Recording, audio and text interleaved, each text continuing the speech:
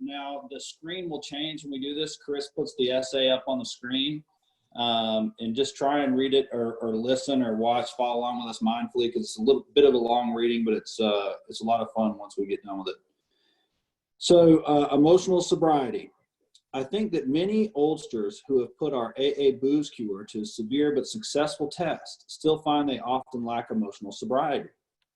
Perhaps they will be the spearhead for the next major development in AA, the development of a much more real maturity and balance, which is to say humility in our relations with ourselves, with our fellows, and with God.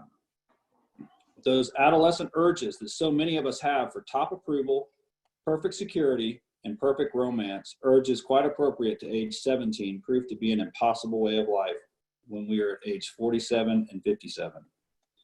Since AA began, I have taken immense wallops in these areas because of my failure to grow up, emotionally and spiritually. My God, how painful it is to keep demanding the impossible, and how very painful it is to discover finally that all along we've had the cart before the horse. Then comes the final agony of seeing how awfully wrong we have been, but still finding ourselves unable to get off the emotional merry-go-round. How to translate a right mental conviction into a right emotional result, and so into easy, happy, and good living. Well, that's not only the neurotics problem, it's the problem of life itself for all of us who have gotten to the point of real willingness to hew to right principles in all our affairs. Even then, as we hew away, peace and joy may still elude us. That's the place so many of us AA oldsters have come to, and it's a hell of a spot, literally. How shall our unconscious, from which so many of our fears, compulsions, and bony aspirations still stream, be brought into line with what we actually believe, know, and want? How to convince our dumb, raging, and hidden Mr. Hyde becomes our main task. I've recently come to believe that this can be achieved. I believe so because I begin to see many benighted ones, folks like you and me, commencing to get results. Last autumn, depression, having no real rational cause at all, almost took me to the cleaners. I began to be scared that I was in for another long, chronic spell. Considering the grief I've had with depression, it wasn't a bright prospect. I kept asking myself, why can't the 12 steps work to release depression? By the hour, I stared at the St. Francis prayer. It is better to comfort than to be comforted. Here was the formula, all right, but why didn't it work? Suddenly, I realized what the matter was. My basic flaw had always been dependence, almost absolute dependence on people or circumstances to supply me with prestige, security, and the like. Failing to get these things according to my perfectionist dreams and specifications, I had fought for them, and when defeat came, so did my depression. There wasn't a chance of making the outgoing love of St. Francis a workable and joyous way of life until these fatal and almost absolute dependencies were cut away. Because I had over the years undergone little spiritual development, the absolute quality of these frightful dependencies had never before been so starkly revealed. Reinforced by what grace I could secure in prayer, I found that I had to exert every ounce of will and action to cut off these faulty emotional dependencies upon people, upon AA, and indeed upon any set of circumstances whatsoever. Then only could I be free to love as Francis did. Emotional and instinctual satisfactions I saw were really the extra dividend of having love, offering love, and expressing love appropriate to each relation of life. Plainly, I could not avail myself of God's love until I was able to offer it back to him by loving others as he would have me. And I could not possibly do that so long as I was victimized by false dependencies. For my dependence meant demand, a demand for the possession and control of people and the conditions surrounding me. While those words, absolute dependence, may look like a gimmick, they were the ones that helped to trigger my release into my present degree of stability and quietness of mind, qualities which I am now trying to consolidate by offering love to others regardless of their return to me.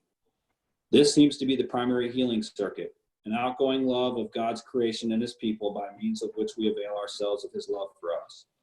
It is most clear that the real current can't flow until our paralyzing dependencies are broken, and broken at depth.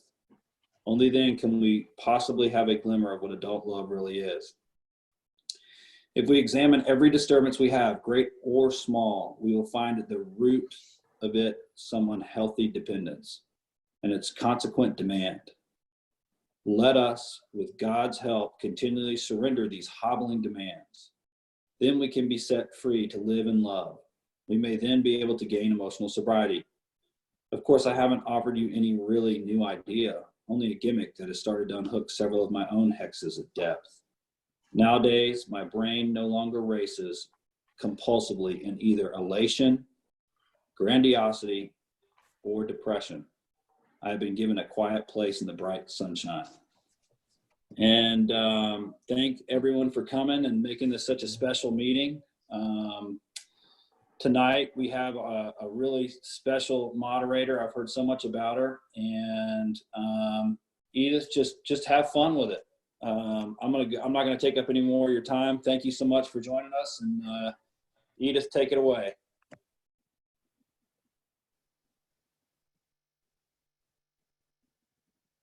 My name's Edith, and I'm an alcoholic. Thank you so much. You gave me too many instructions, Glenn. Actually, he didn't give me anything. He said, we're having the meeting on emotional sobriety. And this is a book that I have studied. You can't see my old book, but I've studied this. You know why? Because I didn't have emotional sobriety. Back here where I live in Omaha, Nebraska, and I know some people on this feed. One of them is Steve L. And I'll just put it this way. My daddy was a great devotee of country music, and Johnny Paycheck used to sing a song I still listen to now. You're the only hell my mama ever raised. So you can consider that came to my mind when I saw Steve L. on the feed here. I am really grateful to be here. And I made a few notes in advance of this, but it was so important, I think, for you to read it again and so I could, quiet down and be here now. Where I come from, here in Omaha, Nebraska, by way of Alabama, where I left in handcuffs, we say when we're introducing ourselves, thanks to a loving God, the steps of Alcoholics Anonymous and sponsorship both ways. I hadn't had a drink since the first day of June of 1987, and for that I'm very grateful. So I'm a girl that has a home group, and when I was thinking about emotional sobriety, I thought about first, I always think about when I read this essay, Bill saying, remember in 1958, he says, because I had over the years undergone a little spiritual development. So he got sober in 1935, and now in 1958, that's his report to us. I'm always grateful for that, because at 33 years sober, I've undergone a little spiritual development. So much more to have, and I'll be a seeker all my life, I hope.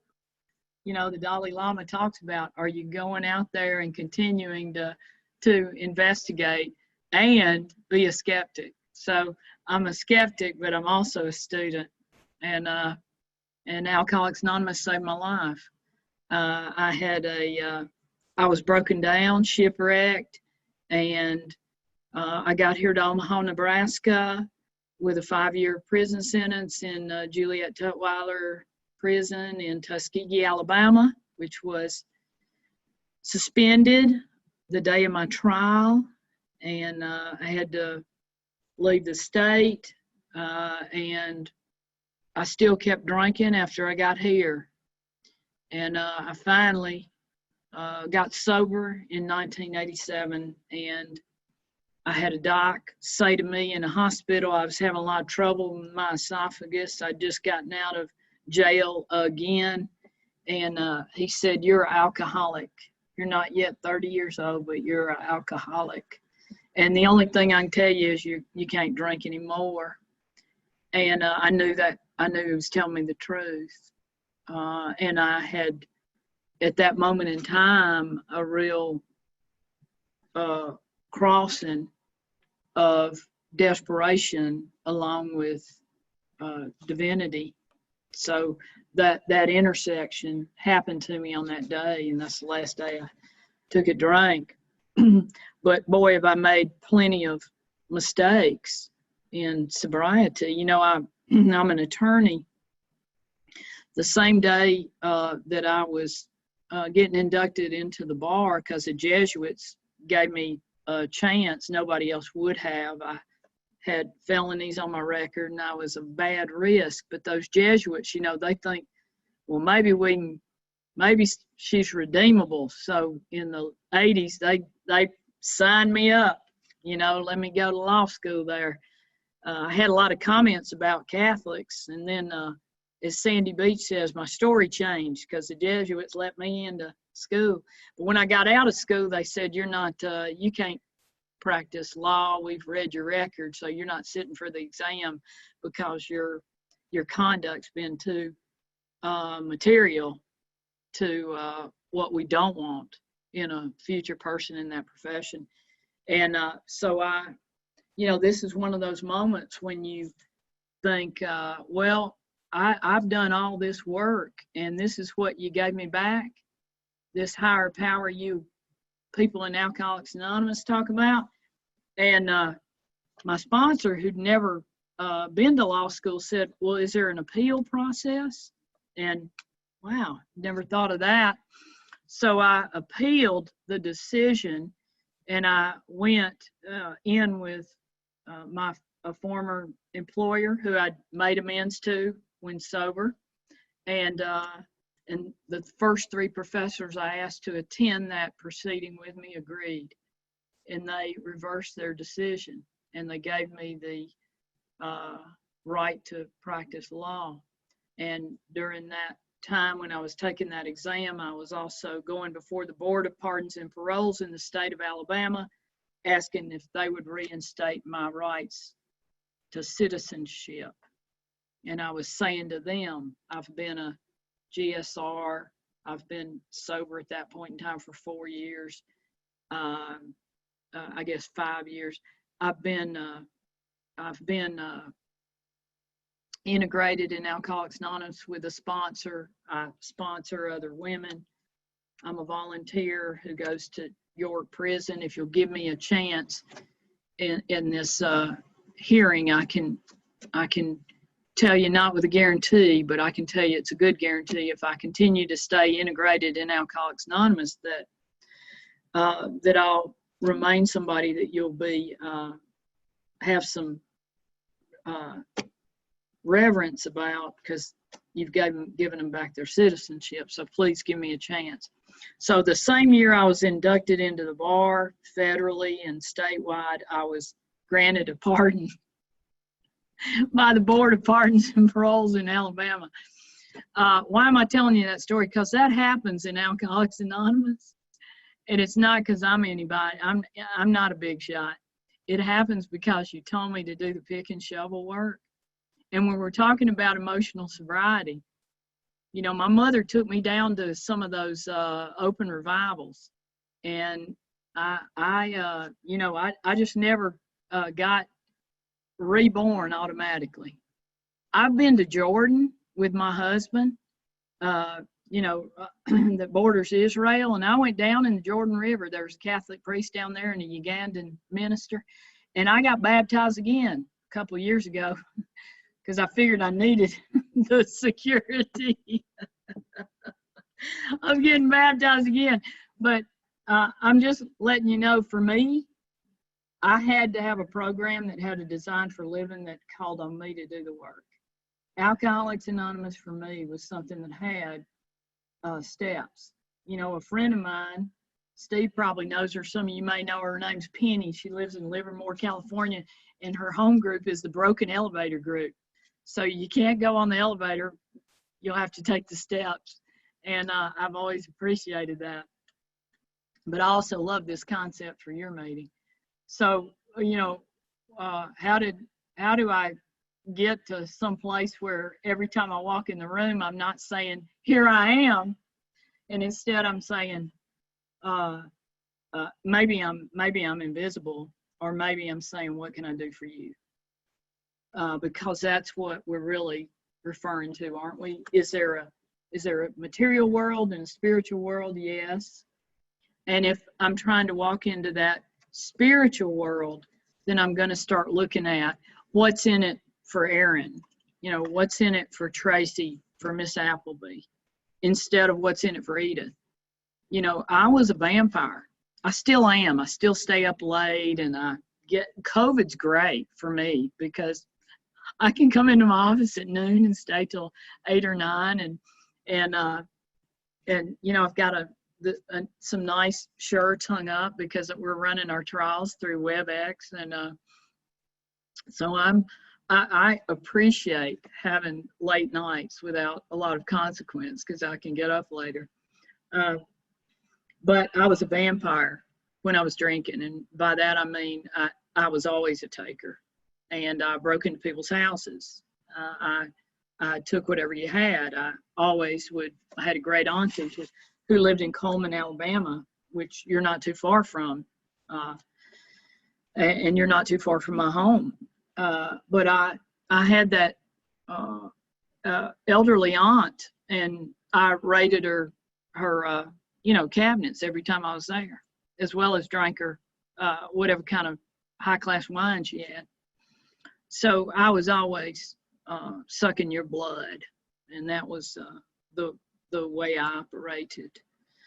But I was considering, how do I have, from time to time, and it's a lot of the time now, even in a pandemic, how do we have security? How do we know that we can keep walking and there is, in a hopeful way? And I think that's all because I'm in AA. We had a woman on a feed a couple of nights ago on a big meeting I go to, 250 people, and she came undone at the end. And I'm a greeter, so that's one thing I do. How are you of service, even during a pandemic on Zoom? I'm a greeter, so I come on early for that meeting called Foxhall, and I leave late. This gal came undone after the meeting, just weeping in grief of her loneliness, and she's getting sober in COVID, and about 10 people were still on there, and we were talking to her and just encouraging her that we've got this fence, man. We got a fence. You get in our fence, and it's durable. It's formidable, and there'll be some time, ma'am, when you're going to be with us at a international convention. You're missing Detroit, but we'll get you to an international convention sometime, and we'll all be holding hands, and we'll all be saying maybe, and we'll all be saying a prayer together. And I'm sure if Joel was scientifically inclined and he could measure what 50 or 60,000 people saying the Lord's Prayer together, how that would score. But I'm sure it's measurable. And that's the kind of energy we're talking about. There's I always bring all my books when I'm talking, even on Zoom. I got them here all over the floor. And the cleaning lady may come in here. I'm in my office. But one of the things I really appreciate is Bob, in his last public talk, this is what he talks about. He says, I'm not to be taken as seriously as y'all want to take me. I was only the first link in the chain of providential circumstances, which is called Alcoholics Anonymous. By grace and good fortune, my link did not break, though my faults and my failures often might have brought on that unhappy result. I was just one alcoholic trying to get along under the grace of God. Forget me, but go you and do likewise, and add your own link to our chain. With God's help, you'll forge that chain truly. And that's, really, if I'm part of you and we're one living organism, then I've got a chance, and I've got to keep going forward to forge some more links in that chain. And I love that idea. It buoys me every day. I'm a scuba diver. So when you're scuba diving, many of you probably know this if you've been down with a regulator, there's not much else I do that's as meditative as scuba diving, because all you can hear is your breath coming in and out. And when you're underwater and you're in another atmosphere, you feel like you're one. And that's what Alcoholics Anonymous provides to me. You know, I heard a guy named Johnny Harris when I was really newly sober here in Omaha, and he talks about a lot of great things, and many of you have heard him. But he'd been in reformatory school and prison for all of his upbringing, so he didn't even know what a Social Security number was. And they say, hey, what's your Social Security number, when he's trying to get a job and he's out of, the incarcerated model. And he said, what's a Social Security number? He'd always had a prisoner number. But he came to that meeting and he said, I had a big gaping wound, and the wind ran right through it. You know, Chamberlain talks about that too. The wind ran right through it.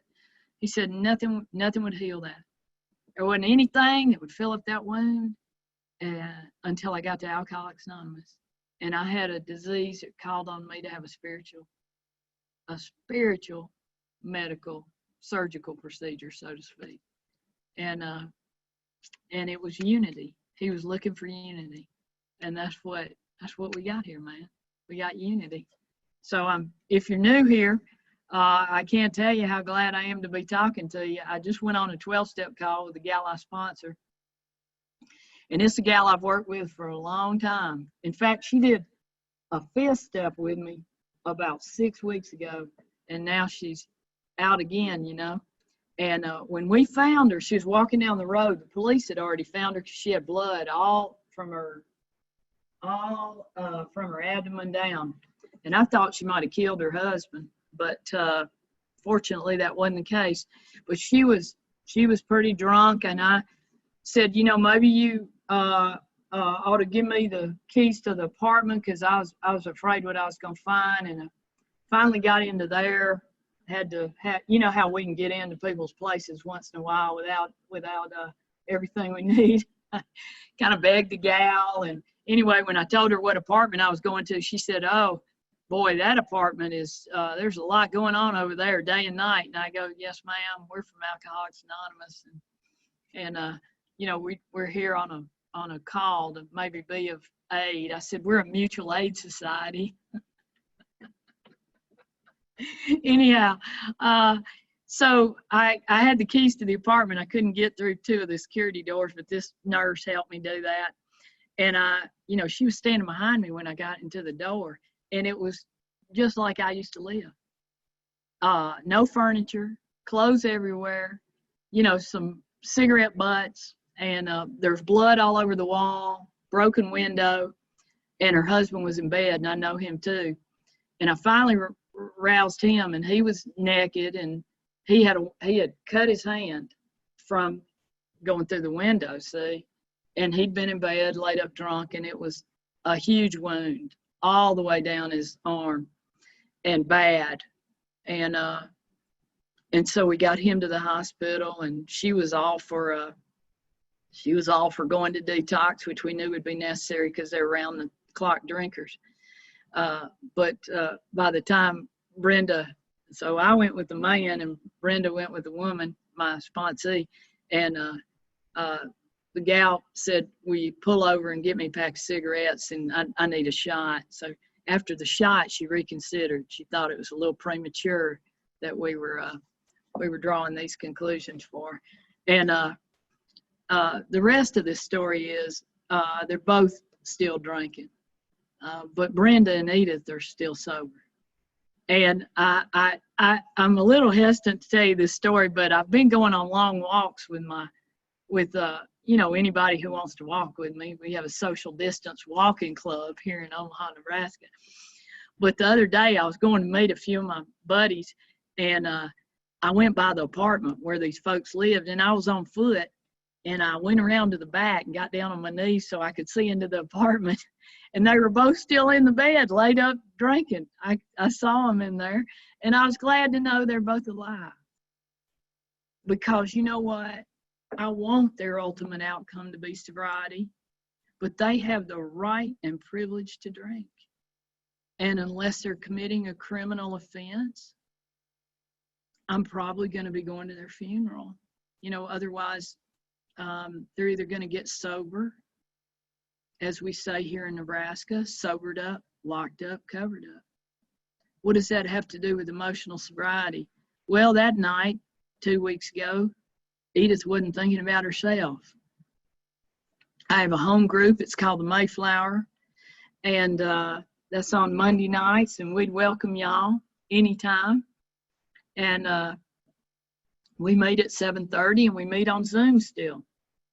And, you know, I get on that meeting early, and I leave late, and I donate money through the treasurer. You know, I don't know if any of you have been listening to your delegate from Tennessee. Maybe y'all have. We have one delegate for the state of Nebraska, but we have a smaller population than y'all do. But GSO is in a big deficit because of the lack of contributions, and so is, and because of a IT contract they signed in 2019. And so, you know, I'm giving money to my home group. I'm giving money to the other service entities. I'm in a service commitment in another meeting, and I attend. I go, and I ask the people I sponsor. They don't like it either. You know, it's easy to be an isolationist during COVID, isn't it? You know, I don't know if any of you got people you sponsor, and they say, oh, well, you know, I just don't care about Zoom meetings. And I said, I don't give a damn whether you care about them or not. You know, you got to be adaptable in AA, and you got to be there for the new person. The other night I was on a meeting. We had 10 guys at the Salvation Army, and they were all on one feed. All their heads looking in on that one screen. I go into a women's halfway house on Zoom. Now we go into a courtyard on Thursday nights, and we're studying the steps and traditions, and they're in quarantine. They've been in quarantine since March because they're in congregate living quarters, and they have births, so they have children that live there. So they've got, and they, you know, have really high regulations. So I'm going into that halfway house and outside. I'll sit outside, and it's a great privilege. I love it. I love being with those women. So how am I of service to my groups? You've heard that. How am I of service to my husband? He has metastasized cancer. So and Steve knows my old man. He's a deacon in the Catholic Church. He's Shanny Irish, or I never would have found him, but anyhow. But he goes and sees prisoners, usually elderly parishioners, and he does weddings and baptisms, and he goes to church. Almost every activity that he was involved with is now down to zero. So I said, why don't you get some of the people to come over to our house, and maybe they can sit in the backyard with you, you know? So now they got a study out there. They do the liturgy, and he's like some people in AA, you know, what's he doing with the prisoners? He's doing a writing campaign, see? So he talks to the guys on death row that he used to go visit through the mail. And he's, you know, and then we go out together at nighttime. We walk at nighttime. But my husband's life is really different because he's got this impending medical condition, but he also has lost what he used to do, what gave him purpose, and he's rebuilding it back. And the only way that I knew how to support him was in the ways that you had taught me. You know, you can't get Alcoholics Anonymous down. The fact that we're in a pandemic is not going to stop us from continuing to keep that chain link fence going. We had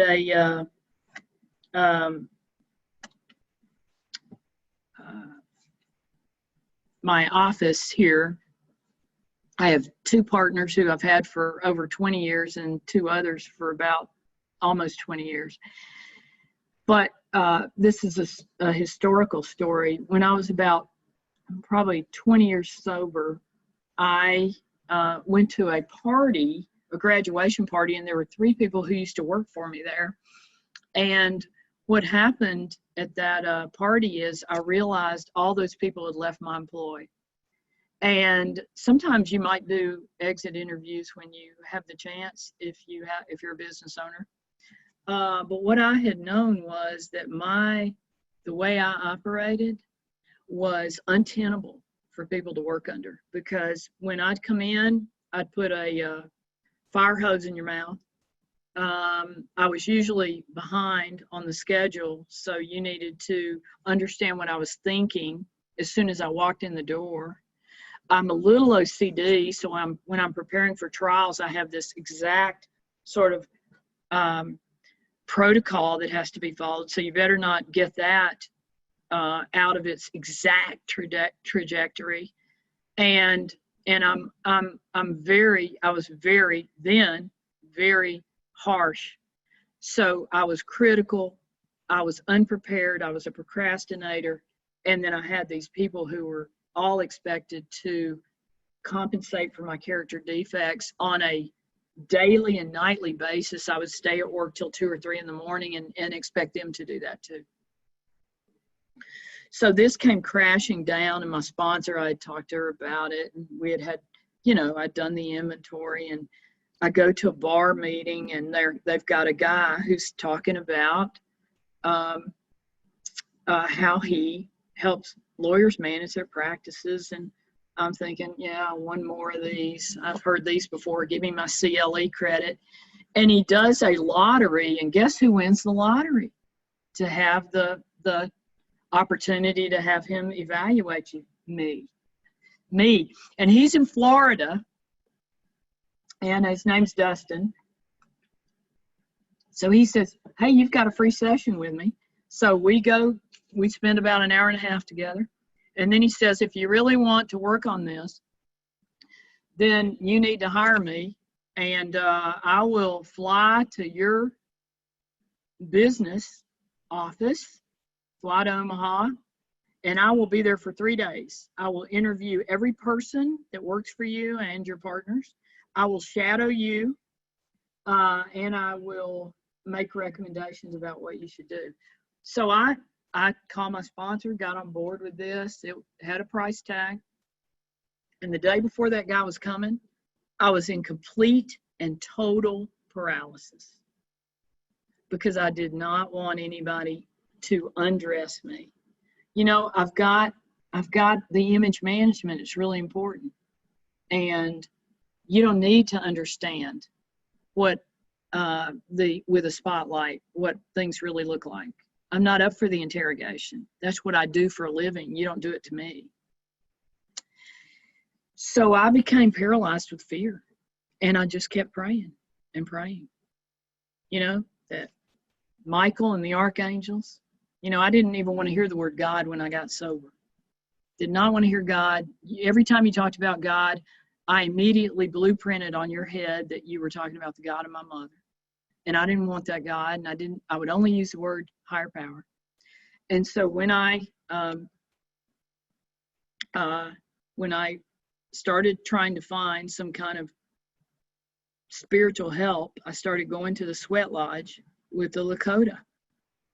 And I still do that today. We don't now because of COVID. The last time I went was in 2019. But I came to understand with reverence that there was a power greater than me, and that I could be quiet and be mindful and be here now. So when Dustin came here finally, he did all the things that he had instructed me he would do. And boy, did he have a lot to tell me. Many, many legal pads of pages about Edith, the review of Edith.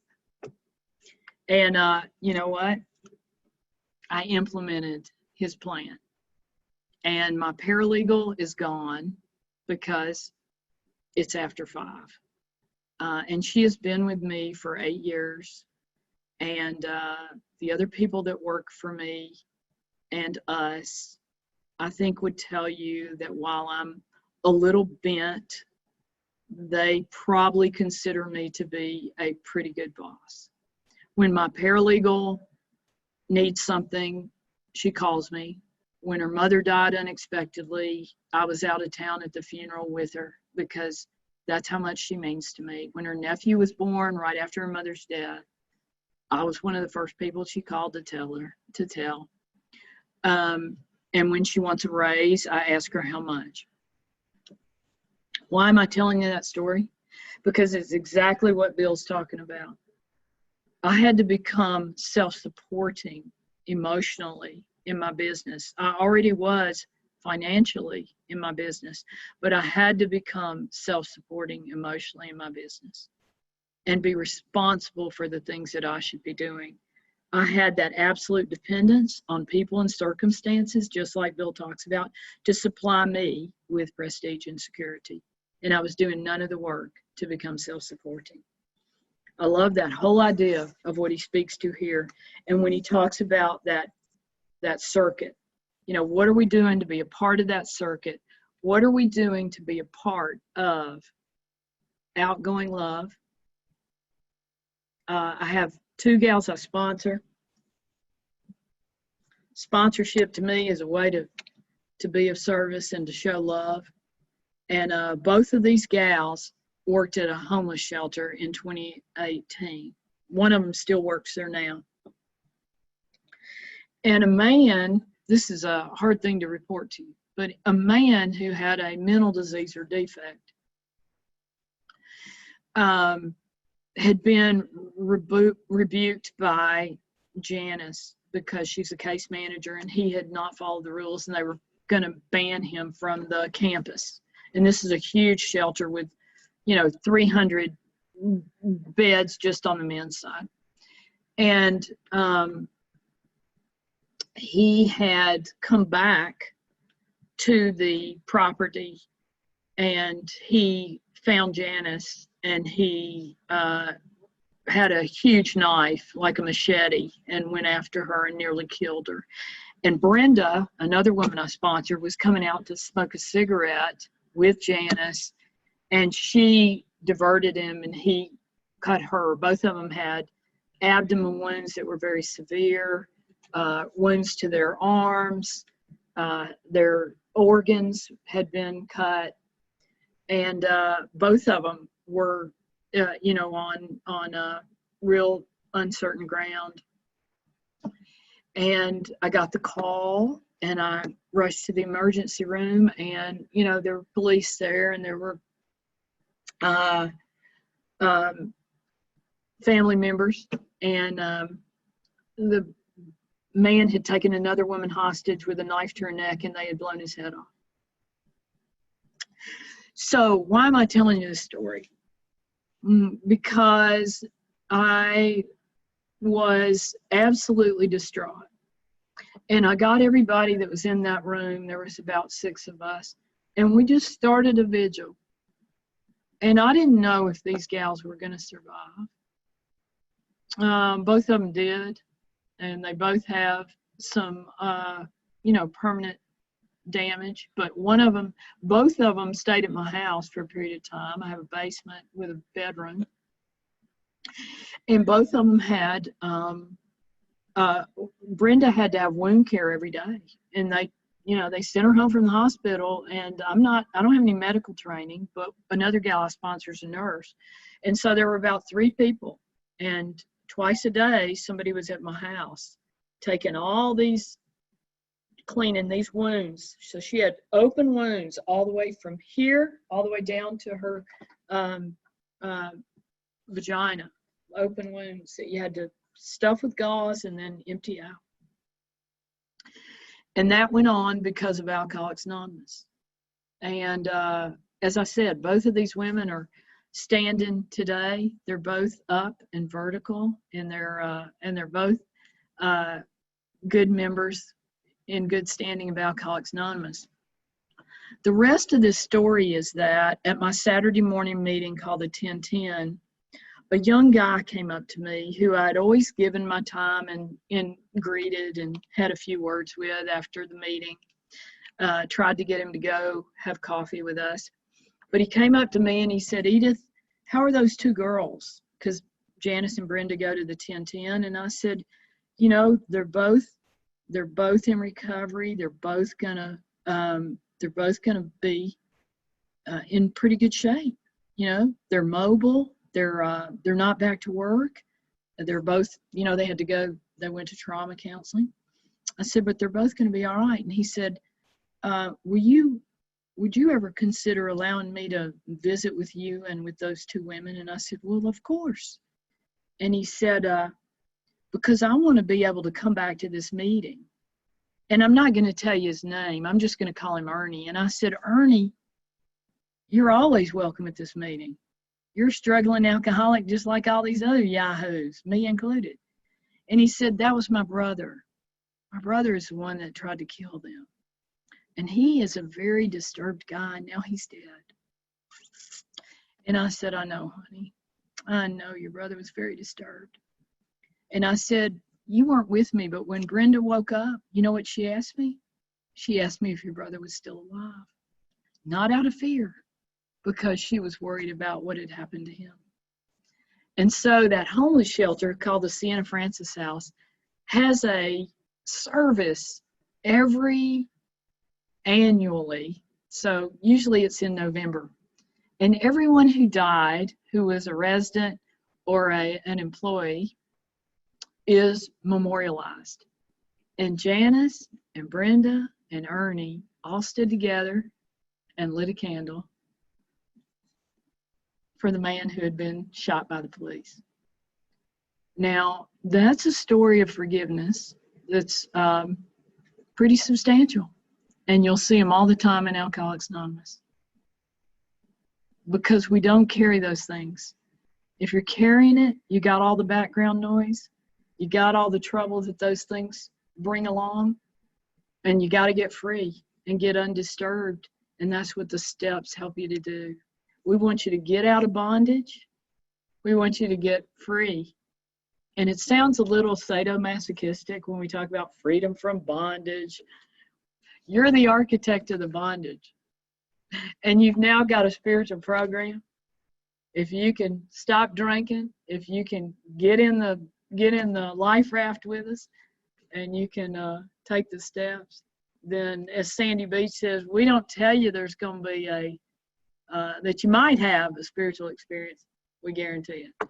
So that's enough from me. Golly, I didn't know wasn't sure what I was going to say, but that was, so I'm going to read something and then I'll call on somebody, because I talked about my absolute refusal to use the word God. Now I use it all the time, and I pray with strangers if they'll have me. But this is one of my favorite books, Came to Believe. And I know we're reading out of one of my other favorite books, Language of the Heart, because we got a communication, don't we? But, in Came to Believe, there's no authorship. There's no pride of authorship. But a guy from South Africa wrote this, and I love it so.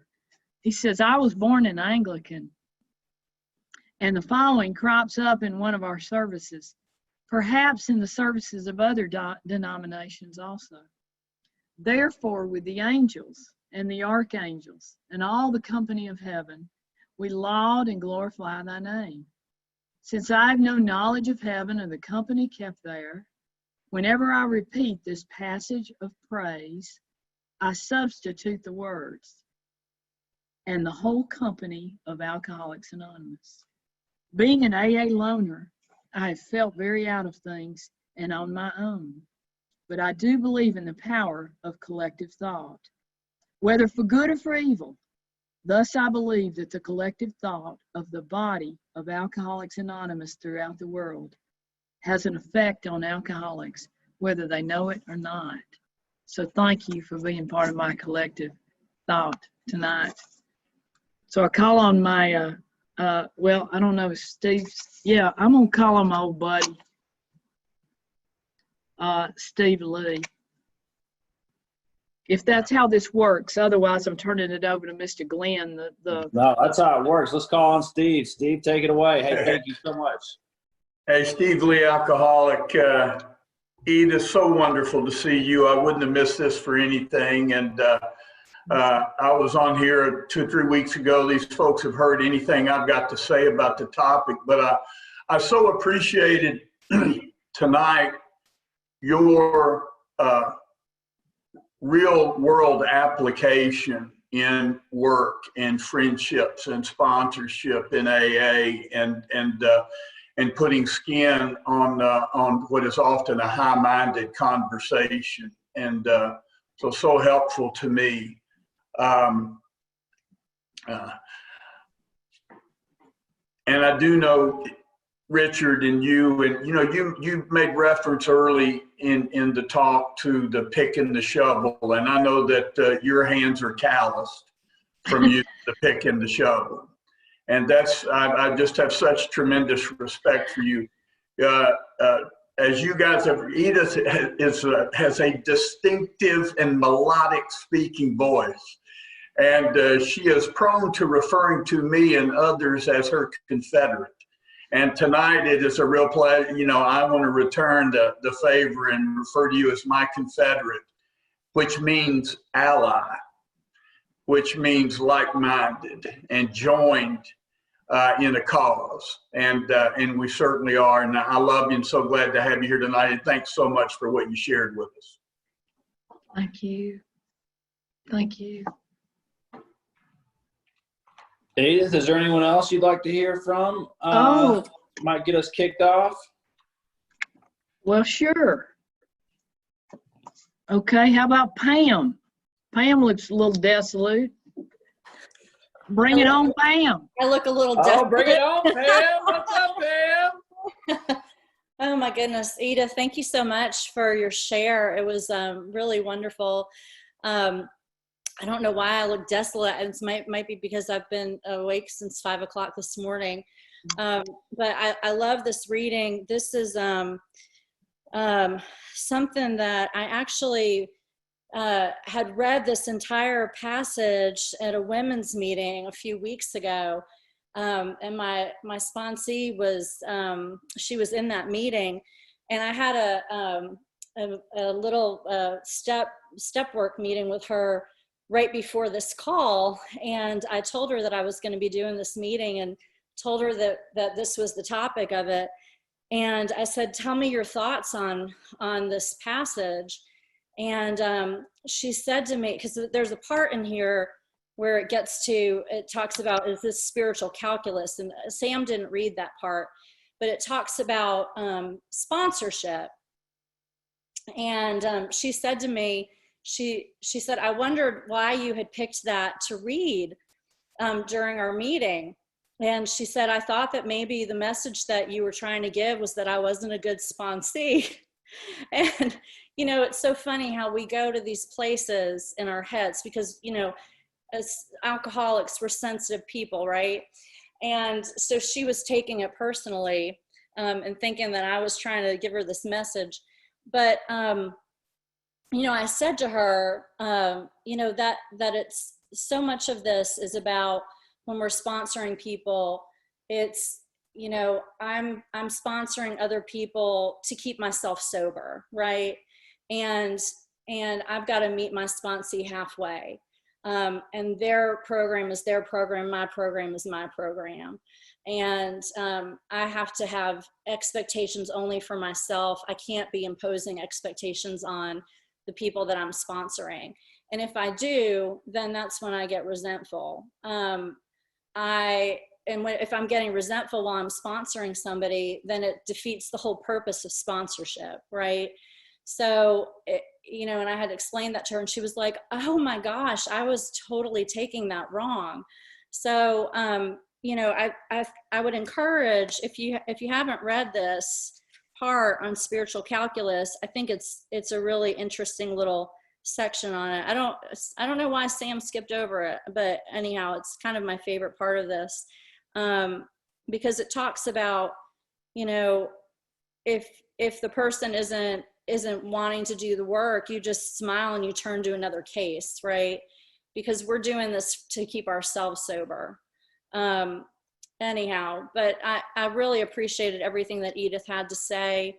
I needed to be on this call tonight and check this out. Sam's been telling me about it for a while now, and to see all these wonderful faces. There's 73 plus participants on here, because there's like 2 people on some of these little screens. So what a wonderful way to end the evening. And thank y'all so much. Hey, so let me just put this in here a little bit about the spiritual calculus. I'm a little fried. I had a meeting right before this that I spoke, and I said I'd do the reading, and I was looking for this, but I got the one offline, and sometimes the online versions will edit it, but that's a great paragraph. Let me read it real quick. Spiritual calculus, you say, not a bit of it. Watch any AA of 6 months working with a new 12-step case, and if the case says to the devil with you, the 12-stepper only smiles and turns to another case. He doesn't feel frustrated or rejected. If his next case responds and in turn starts to give love and attention to other alcoholics, yet gives them back to him, the sponsor is happy about it anyway. He still doesn't feel rejected. Instead, he rejoices that his one-time prospect is sober and happy. And if his next case or following case turns out in later time to be his best friend or romance, which is probably why they edited that out on some of these, then the sponsor is most joyful. But he well knows that his happiness is a byproduct and the extra dividend of giving without any demand for return. So the really stabilizing thing for him was having and offering love to that strange drunk on his doorstep. That was Francis at work. Powerful and practical, minus dependency and minus demand. Thank you so much for pointing that out, Pam. Is there somebody that you wanted to call on somebody? I wasn't pointing it out to say that you were not doing your job, but it's just my favorite. Yeah, it's my favorite part of that reading, and you know, I love that it's, you know, we're doing this to give. But anyhow, why don't let's see. Let me go through these little faces here. You know, I think I saw Mary Thayer on here, and I love Mary Thayer. Mary, would you like to share?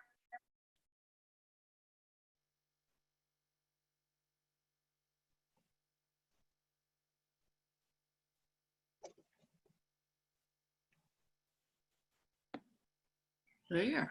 Hi, Mary Thayer, alcoholic.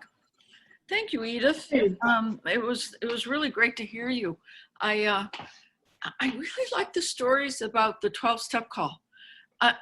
You know, that really kind of went out the window around the 80s. But when I came in, we did them all the time. And you're so right. I mean, I remember I would be so upset. I remember saying to one of my sponsors, I said, well, she didn't do anything, and then she drank, and there was these kids, and I was just a wreck and all this other stuff. And she said, well, you're sober.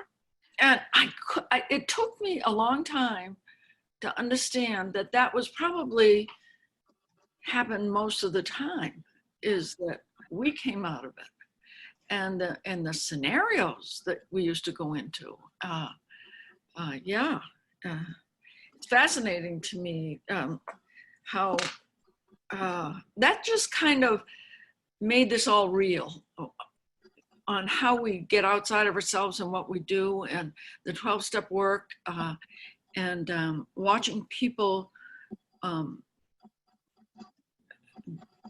of without any, they're not looking for anything. They're just not looking for anything. They're just looking for you to get well. I sometimes, when I tell my story, I talk about how when I came in and the person who 12-stepped me, because that's what they did in those days, is 12-step us in. And I didn't like her. I didn't like her. She was yelling at me and, you know, all this other stuff. And yet you know, hindsight, that woman, God, did she know how to do this program? And I just remember she was so wise. There was this one woman, she's probably as old as I am now, but anyways, this woman, and she had a little dog and she couldn't stay sober. And, and Rosemary had said to me, you take her and bring her to meetings. And, and I did, and I'd pick her up and have to take her the dog to the vet because, all this stuff was going on. And one day I went over and I said, Rosemary, I'm going to go pick up. She said, well, you don't have to. She's in the hospital. She nearly died and she burned her house down. I said, what? She said, yeah, she was taking the dog's medicine. That's why she was going to the vet all the time. I was like fascinated with the things that would happen and the places I went and the reality of the grace, I guess it is, that we walk away and we continue to do this type of work. I too liked how you demonstrated through demonstration about how the change in how we respond to life versus react to life. And the same with responding to our colleagues. I remember years ago, I was working in a hospice, and that's tense work, let me tell you.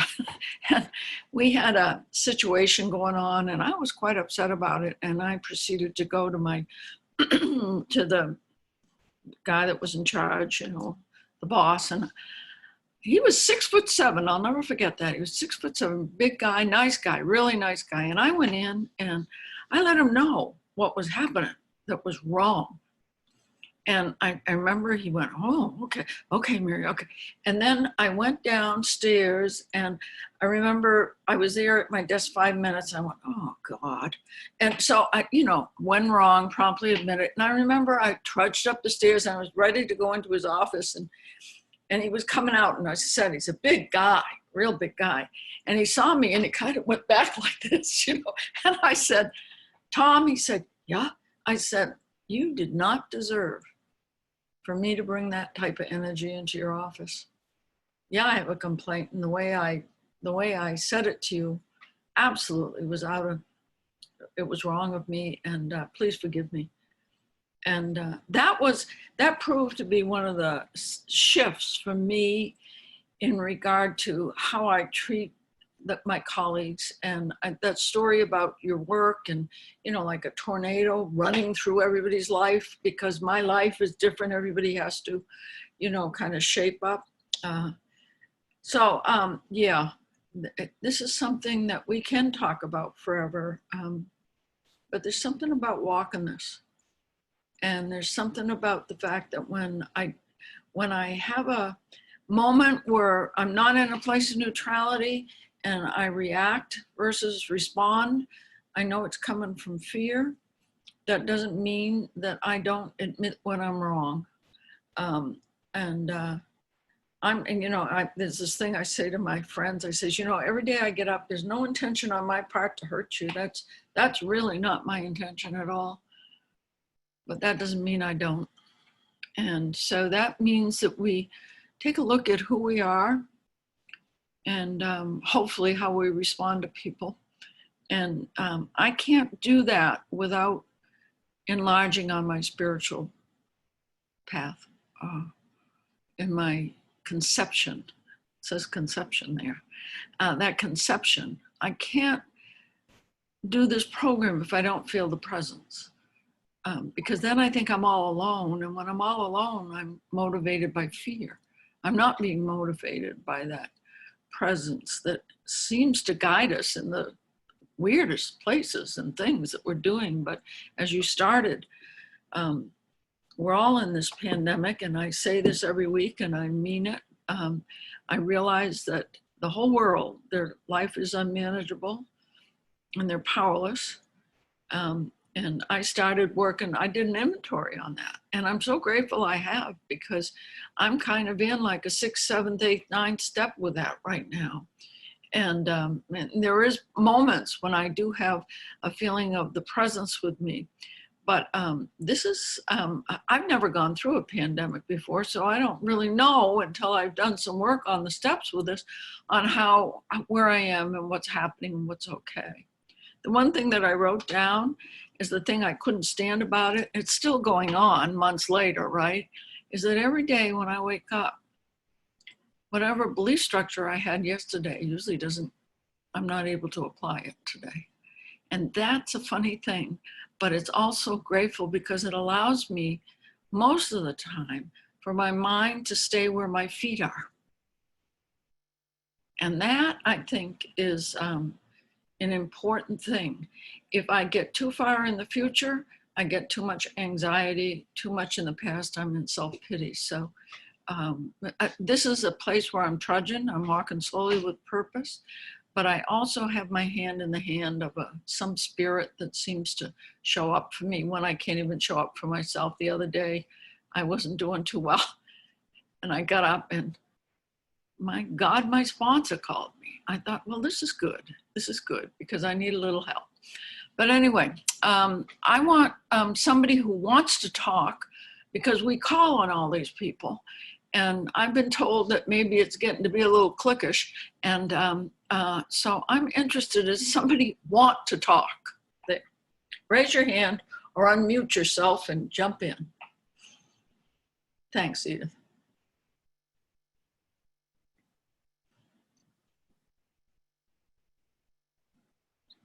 Oh, for God's sake, somebody talk.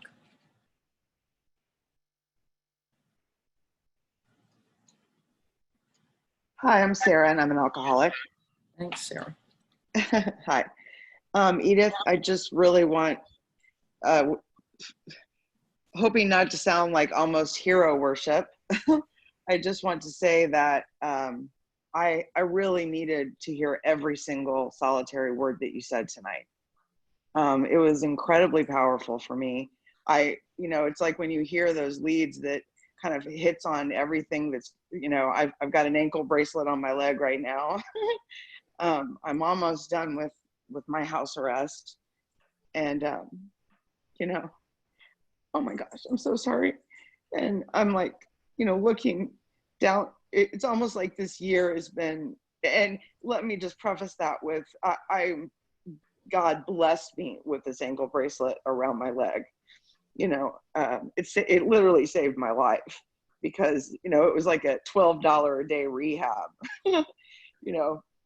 Had I not had this going on, somebody would have shipped me off to a, hopefully not fancy pants, which has happened to me before, a rehab facility where I just would have conned everybody and, come back high and mighty and, full of, I don't know, false vigor, I guess, for lack of a better way to, put it.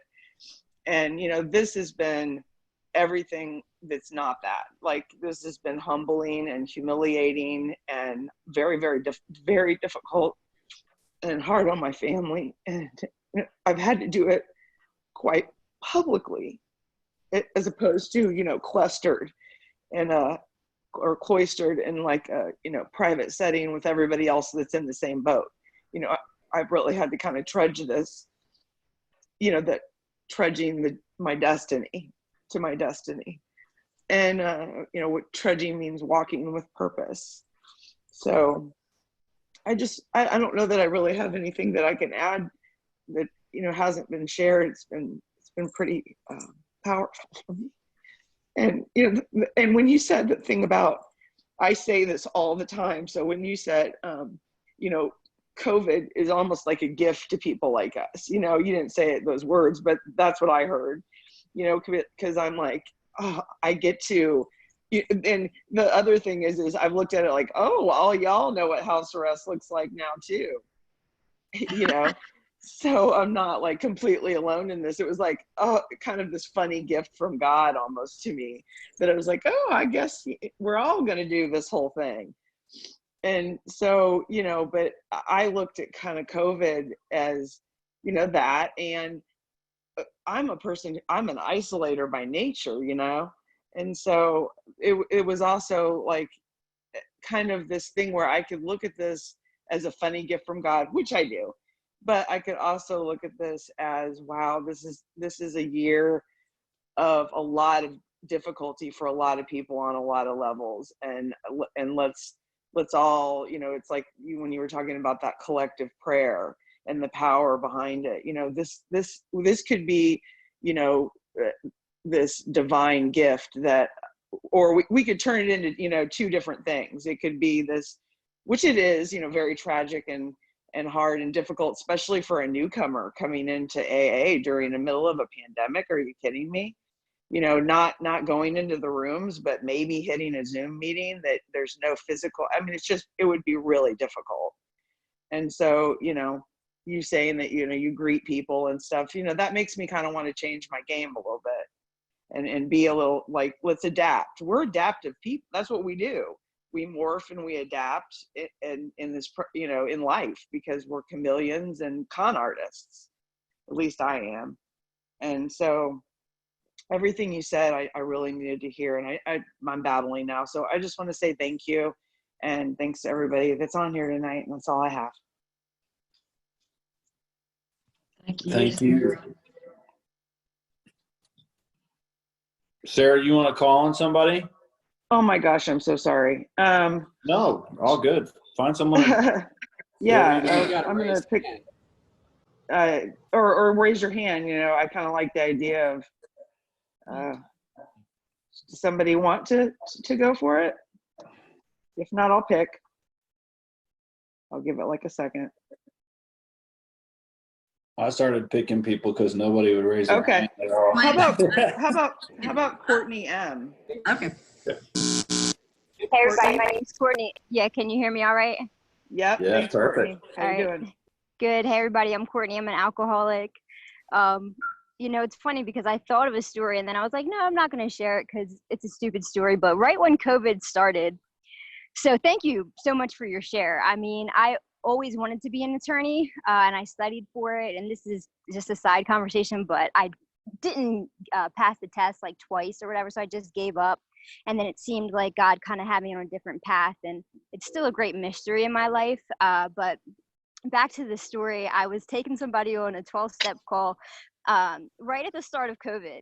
And it was when nobody really knew that much about COVID. And this woman texted me and she's been, on and off drinking. And so she texted me and she's like, I'm having chest pains. Like I need to go to the hospital. So I thought like, oh, she wants to get sober. So I need to take her to the hospital.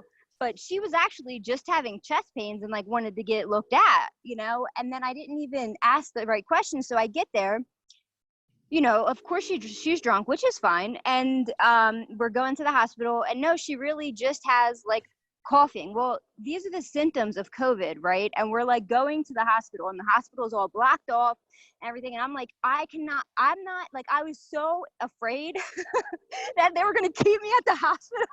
Like I was about to drop her off down the street. And I was so sad because I was like, oh my God, like I'm trying to help this lady. And inside I'm like, are you serious? Like I'm going to be considered infected by these people, And long story short, she got out and she was fine. And I dropped her off at the front door, made sure she got in and talked to my sponsor about it.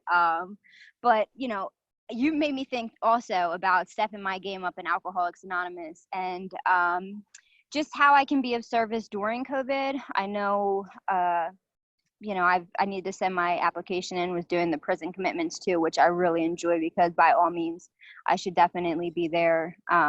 And the fact that I'm sober today is just a gift from God. So I'm really grateful to be here with you guys tonight and hear this message of hope and thoroughness in the spiritual development. So thanks for all the readings and thank you guys for sharing. And thank you for calling on me. Hey. Thanks, Miss Mills. Hey, we had a raised hand from Kimberly, so Kimberly, if you want to share. Take it away. Thanks, guys. I really appreciate the story tonight, the share Edith. It really rings true for me in so many different ways in terms of business and how I handle not just my business, but my personal business. This particular workshop, I like that it's called a workshop because I feel like I'm sitting, listening to great words of wisdom and little tools that I get to put in my toolkit. I'm grateful for Sam and Corey, who I get to work with in life, and I get to see them do this. But what I get to see, like last week was shared, Mary Thayer, you shared something that really moved me last week. When you talked about being 40 plus years sober and yet sadness and that kind of sadness that can come. And having several years of sobriety, and as is really well written in the essay, that depression, those things, that lack of purpose, you get to this place where at what level do we grow? And you sit at the feet of others who have done this maybe one day before or many more days before, and you get to see them expose that true sense of authenticity, which is lovely. I mean, I've sat with you at breakfast, Mary, at a woman to woman, and I didn't hear that kind of real depth that I needed to hear last week. Or today, listening to Edith talk about the fact she really didn't want that human in her world evaluating her life. And that kind of crippling fear, and fear drives a lot of our emotions, and it drives us to sadness, and it drives us to this quicksand. And when I watch people like Sam and others and Steve and people that I see here in Nashville live life with purpose to stop. Today, I got to have a little emotional outburst, and Sam got to watch it, quite frankly. And that because of this program, I got to pull over and sit in a Home Depot parking lot and call the guy that I had read a new rear end and said, listen, I owe you an apology for being super rude to you earlier today, and it was totally uncalled for. My reaction was out of fear because I have this situation.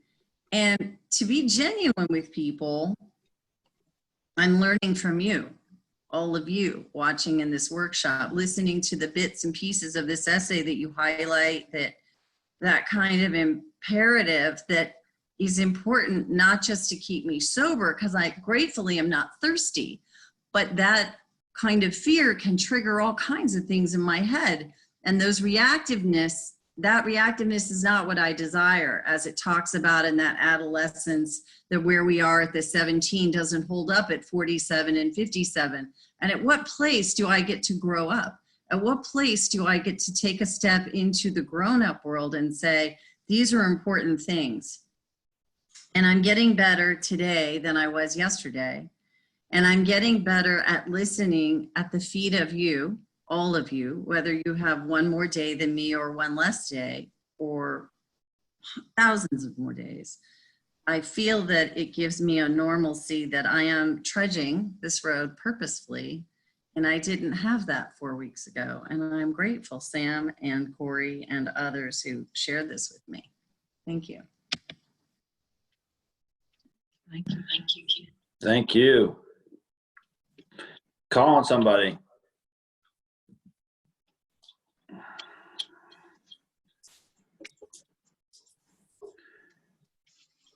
Hey, Kimberly, call on somebody. You have to unmute yourself. I'm going to call on somebody I don't know at all. Chase, would you like to speak? Who? Chase Pendarvis? Or if not, Corey, I'd love to hear from you. Oh, yeah, we'd love to hear from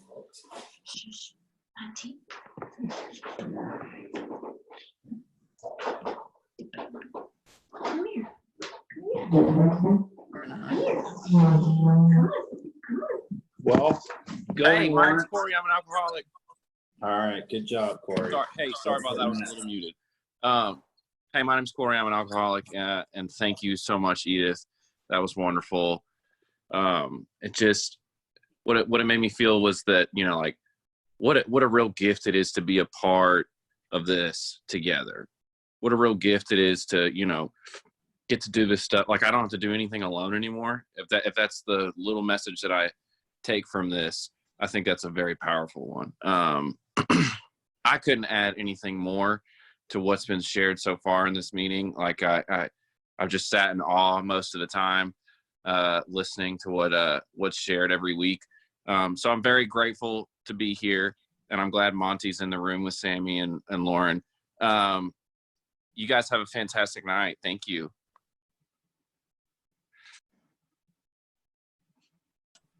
Thank you. Don't tell me I have to call on someone either. No, you don't. I think it's funny on this essay that, you know, sometimes it's presented as like this Gnostic special thing that hasn't ever been brought up before. But what's really interesting is that if you look at like in the big book where it says, you know, if an alcoholic fails to perfect and enlarge his spiritual life through work and self-sacrifice for others, he would almost certainly not withstand the certain trials and low spots ahead. I mean, Bill said the same thing in the big book 50 different times. And then, you know, we say, okay, well, here he is 20 something years later, the sobriety, he stumbles upon this new methodology for emotional sobriety. And that's bullshit. It just, it's been there the whole time and it keeps having to come up. You know, it's like Harry Tiebout said that the recuperative power of the alcoholic ego would be comic if it weren't so tragic, you know? So these dependencies and this stuff build back up. But Edith, so can you give us a little more, can you expound upon a couple of the trials and low spots maybe that you've had and how working through some of this with other alcoholics or how applying some of this through step experiences has helped you as of recent, maybe over the last 5 or 10 years? So this is a funny thing I've been thinking of. It's all about image management, you know, my pride. Yeah. So I was in court one day and the public defender who's now doing work as a criminal defense lawyer, and he's real good. I said, hey, Steve, and we were in the courtroom and there was no jury, but there was people in the courtroom and the judge was on the bench. And I said, hey, Steve, did you get that briefcase in 1980? Because it was all raggedy ass, you know. And he said, why don't you quit talking about how my decorum? He said, you got duct tape on your dress. I saw it when you crossed your legs a moment ago. And I had bought this dress from the thrift store and the hem came out and I had duct taped it all the way around because I don't know how to sew. And that really is a silly story to tell you, except that, you know, you got to get out there and go fail at a few things. And one of the things I fail at is sewing, but I did the best I could and I duct taped my skirt and it was acceptable until that doggone, you know, knucklehead on the other side exposed me. But I wasn't all cleaned up perfectly. I wasn't all lipsticked up, but I still was going in to give the, you know, the best argument I could on behalf of my client. And but I often think of that when you're speaking to, I don't know if that's all about emotional sobriety. That's about go out there and try, and it may not be all in order, and the hem may be out of your skirt, but go out there and try, and that's having faith. You know, that's having courage and faith. And I've had people on this feed know this. I'll say one other thing and then again, enough of me. But I had a guy that I hated. I really came to hate him when I was, and Tom, I noticed my friend Tom and Juanita are on here, but Tom knows this, and I think I was with him in Louisiana, and this was coming to bear. I'd had about 15 years of litigation with a guy, and his former spouse was well known where I live. We were in another state litigating these things, but nearby. And for 15 years, I'd been in Supreme Court and Court of Appeals and district courts with him, and he had reported me for frivolous reasons and judges, and it was just, every time that son of a gun would call me, my blood pressure would go up about 110 points. And I grew to hate him primarily because when my father was dying and I was with my pa all the time, I would fly here for 4 days and then fly back to Alabama and take care of my daddy. And my daddy died, and over that period of time, we had missed something that we were court ordered to do, and it cost my client a lot of trouble. And it was my fault. And I went in and told the court it was my fault. But that guy, because he had exposed me on this, what I thought was a small detail, and any other lawyer would have given me a courtesy, but he didn't. He brought it all to bear, and it caused us some real trouble. And so I grew to hate him. And I hated him more and more and more. And I quit eating thinking about him some days. And then I've got a private investigator that works for me. And I thought, well, I'm going to get this. I'm going to take care of things with him. And, I talked to the PI that I contract with sometimes. And this is all I had 20 plus years of sobriety. And some more litigation was coming up, and I was growing more fearful and more fearful because I knew that he had damaged me and I had lost some of the power I thought I had to have. And I didn't want to be in front of that judge again after he'd reprimanded my client with sanctions. And I finally, after talking to my sponsor about this for 12 months, as y'all can see, I'm not a fast learner. I started a vigilant prayer protocol for this guy. And I prayed for him every morning and every night, just like it talks about in the book, on 551. I prayed for him without fail. If I left my house early and I had to be somewhere and I didn't pray for that guy, I pulled over on the highway and prayed for that son of a gun because I wanted to get free. And it's not 2 weeks for me, it's months, years. But we walked back into that courtroom for yet one more trial on some businesses that were getting sold. And I was exactly like the guy from South Africa. I had talked to a priest about him. I had talked to my sponsor about him. I had talked about him at the Sweat Lodge. And I walked into that courtroom and I knew I had everybody behind me. Every member of my home group, every member of Michael and the Archangels, every member of the Sweat Lodge. And I knew that I was going to be in good stead. And I walked in anyway. And that we're about done now after 20 years. And if that guy called me right now, I'd call him right back. I don't have any fear of him. I don't hate him. He sued me. He said that I had intentionally inflicted emotional distress on him, and he had sued me because he had a heart attack during some litigation. Said I caused it. And I'll tell you, I was hoping for his ending. I really was. Today, I don't have any of that. It's gone. I'm relieved of it. So there's a couple of small stories about emotional sobriety. And for me, it's usually a cure that has to have a divine hand, because I of and by myself, I'm gonna hire a private investigator or somebody who I know just got out of the halfway house and probably needs some money to not permanently damage him, but at least maim him. So thank you. Thank you so much. Tonight's been such a blast. Last week I didn't get a chance. Tom, we ended before Tom got to share, and I wanted to hear from Tom. Tom, are you around? You guys did you get back to New Mexico safely? We just got back. Thanks, Sam. My name's Tom. I'm an alcoholic, and Edith, you know I'm one of your biggest fans. But tonight you hit it out of the park, baby. I mean, you really did.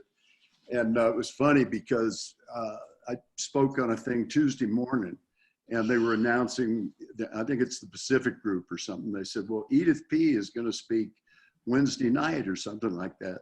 And I said, oh man, you all are in for a treat. I said, and they said, do you know her? I said, know her. She's my spiritual sister that we were separated at birth. Of course I know her.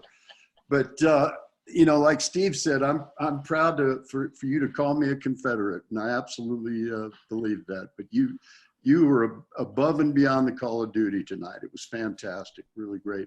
We've been on the road for 2 days. We're not in Nashville. We've been there for 6 months, confined, and we're back in our house in Santa Fe where you've been. Mm-hmm. And we're a little toasted, I'd say. I am, aren't you? And emotional sobriety, I haven't been at the top of my game during this trip out here, or even before we left, I think, And so there's a lot of stuff I have to look at, and probably another trip through the steps. I'll just say, I don't know if Gary Brown's still on there. He's my sponsor. He was on there, maybe he still is. But I was just thinking that 15 years ago, you know, we didn't have the international, we didn't have Fellowship of the Spirit, which is our home conference. And 15 years ago, you spoke at Fellowship of the Spirit. You were the Sunday morning speaker. And Gary and I were sitting together way in the back. And he leaned over to me and he goes, I don't think this girl should ever drink again. I'll never forget that. But I love you to death, and you rocked it tonight, baby. Thank you so much. Really appreciate it. Thank you. Peace.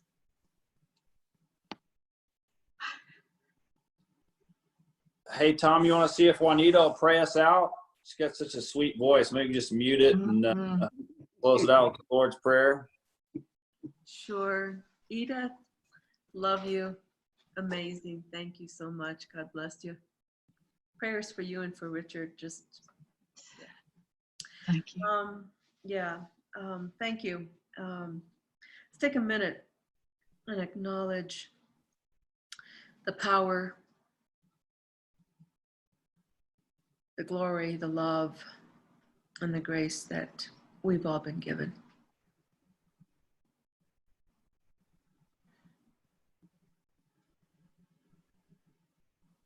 Our Father, who art in heaven, hallowed be thy name. Thy kingdom come, thy will be done on earth as it is in heaven.